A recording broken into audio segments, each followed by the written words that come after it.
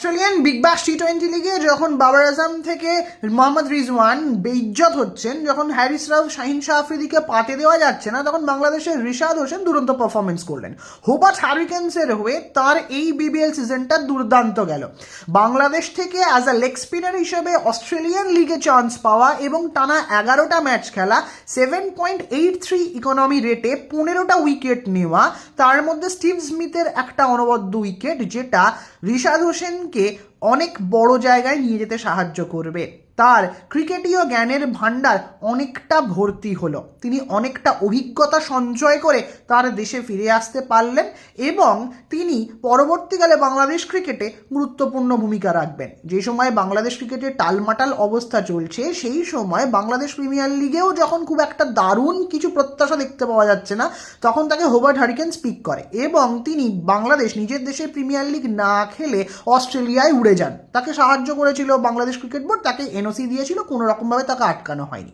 Hobart Hurricanes তাকে 11টা match খেলা, 11টা ম্যাচে 15টা উইকেট পেয়েছে এবং গুরুত্বপূর্ণ সময়ে তার হাতে যখন বল তুলে দিয়েছে হোবার্ট হ্যারিকেন্সের ক্যাপ্টেন, তার মতামতকে তিনি যোগ্য সম্মান দিয়েছেন। দারুণ প্রচুর রান খেয়েছেন না, তার বলে নতুন ভ্যারিয়েশন দেখতে পাওয়া গেছে, তিনি রান চেপেছেন, উইকেট পেয়েছেন এবং সমর্থকদের কাছে বেশ একজন নতুন হিরো টাইপের ব্যাপার তার মধ্যে তৈরি হয়েছে। বাংলাদেশ থেকে যখন তিনি হোবার্ট হ্যারিকেন্সে গেছিল, অনেকেই ভেবেছিল হয়তো তাকে মাঠের ধারে বসিয়ে রাখবে, একদমই নয়। হোবার্ট হ্যারিকেন্স মাঠের ধারে বসিয়ে রাখা তো দূর, তাকে অন্যতম বোলার হিসেবে টিমের মধ্যে অন্তর্ভুক্ত করে এবং as per the statistics Rishad Hossain এবারের বিগ ব্যাশ লিগে স্পিনারদের মধ্যে হাইয়েস্ট উইকেট টেকার, যুগ্মভাবে হাইয়েস্ট উইকেট টেকার, 15টা উইকেট পেয়েছেন।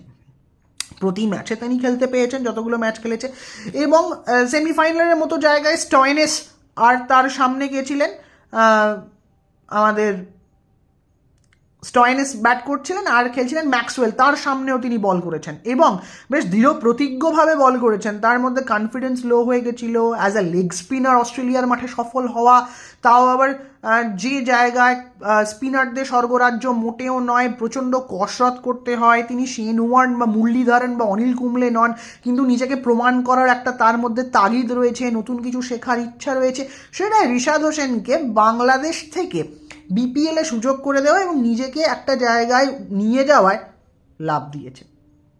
পিএসএল খেলেছেন তিনি, পিএসএলে প্রচুর রান খেয়েছেন, প্রায় 9 পয়েন্ট, তার ইকোনমি ছিল 9.33, 7 ম্যাচে 13টার মতো উইকেট ছিল বোধহয় তার, কিন্তু তার মধ্যে সব থেকে ভ্যারিয়েশনের অভাব দেখা যেত। গুরুত্বপূর্ণ সময় তার হাতে বল তুলে দিলেও তিনি প্রচণ্ড মার খেতেন, উইকেট টেকিং বোলার ছিলেন না, কিন্তু নিজেকে উন্নতির জায়গায় নিয়ে গেছেন। তিনি শিখেছেন যে না, আমাকে ভালো করতে হবে, আমি যদি ভালো করতে পারি, বৈষয়িক টুর্নামেন্টগুলো যদি অংশগ্রহণ করতে পারি এবং ভালো পারফর্ম করতে পারি, তাহলে আমি আরও ভালো সুযোগ পাবো। এবং ক্রিকেটার হিসেবে বাংলাদেশের বাইরে গিয়ে মুস্তাফিজুর রহমান এবং সাকিব আল হাসান ছাড়া কেউই বিশ্ব টি-20 খেলার সুযোগ পাননি। সেক্ষেত্রে বিগ ব্যাশ লিগে দাপিয়ে ক্রিকেট খেলা এবং টানা 11টা ম্যাচ হোবার্ট হ্যারিকেন্সের মতো টিমের হয়ে খেলা, not a matter of joke, যেটা বাংলাদেশের রিশাদ হোসেন করে দেখিয়েছেন।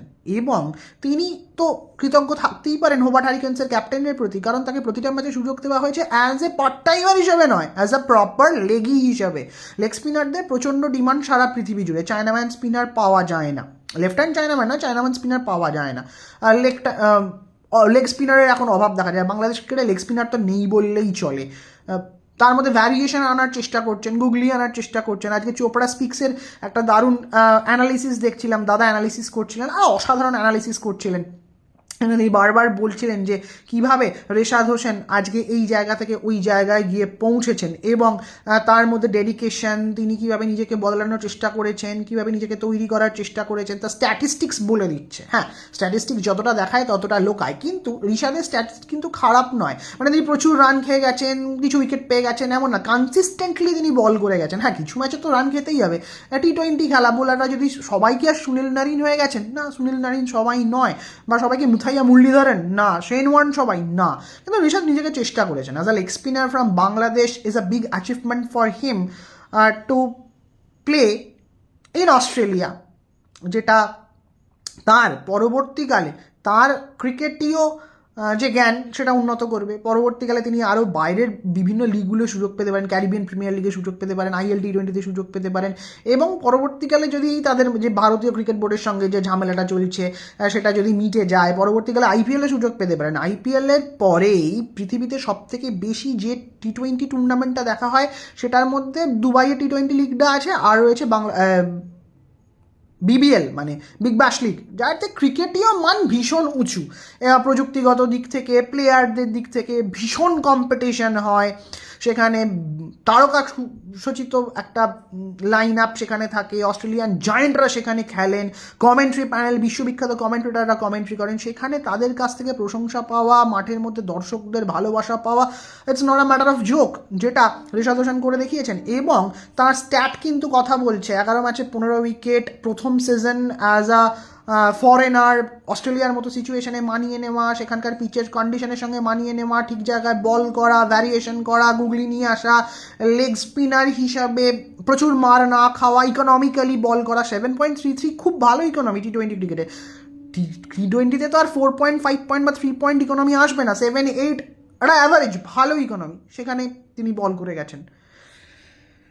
PSL খেলেছেন, বাংলাদেশ প্রিমিয়ার লিগ থেকে রিপন মণ্ডলের নাম শোনা যায়। রিপন মণ্ডল রাইজিং এশিয়া কাপ যেটা হয়েছিল এখানে ভারতের বিরুদ্ধে ডেথ ওভারে দুরন্ত বল করেছিলেন, তার জন্যই বাংলাদেশ ভারতকে হারাতে পেরেছিল। তিনি এবারে বোধহয় রাইজিং ক্রিকেটারের অ্যাওয়ার্ডটা পেয়েছেন বাংলাদেশ প্রিমিয়ার লিগে, যেখান থেকে বাংলাদেশ প্রিমিয়ার লিগে রিপন মণ্ডলের নাম অনেকে বলছেন। তার সঙ্গে তিনিও পরবর্তীকালে হয়তো বিদেশে চান্স পেতে পারেন বা ন্যাশনাল টিমের হয়ে ভালো পারফর্ম করতে পারেন। এমনিতেই বাংলাদেশ T20 বিশ্বকাপ খেলছে না, বাংলাদেশ T20 বিশ্বকাপ না খেলার ফলে তার জায়গায় স্কটল্যান্ড খেলছে। ঋষাদ এই যে একটা এত বড় অভিজ্ঞতার ঝুলি নিয়ে এলেন, যদি T20 বিশ্বকাপটা খেলতো তাহলে হয়তো সেখানে তিনি প্রুভ করতে পারতেন তার অভিজ্ঞতা কতটা।